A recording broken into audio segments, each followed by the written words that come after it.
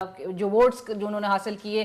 سر وفاقی حکومت نے بلوچستان کو کیا ہمیشہ بلوچستان کی سیاست کو اپنے مقصد کے لیے استعمال کیا؟ بالکل علینا آپ درست فرما رہی ہیں. قدوس بزنی جو بڑے خوش نصیب انسان ہیں, 544 ووٹوں کے ساتھ ایم پی اے بنتے ہیں اور صرف 5 پی ایم ایل کیو کے ایم پی ایز کے ساتھ قائد ایوان بن جاتے ہیں, اور وہ بھی کوئی 42-43 سال کی عمر میں. از لکی مین.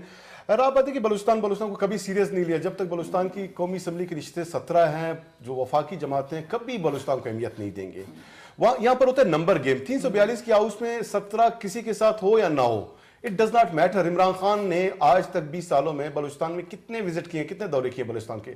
زرداری صاحب نے کتنے کیے ہیں, نواز شریف نے کتنے کیے ہیں. اور نواز شریف کا اس لیے حق زیادہ بنتا ہے کہ یہ کوئی 2-3 حکومتیں پہلے بھی بلوچستان میں نواز شریف صاحب کے رہے ہیں. جان جمالی ان کا رہا ہے, تاج جمالی رہا ہے, اب نواب صاحب ان کے تھے.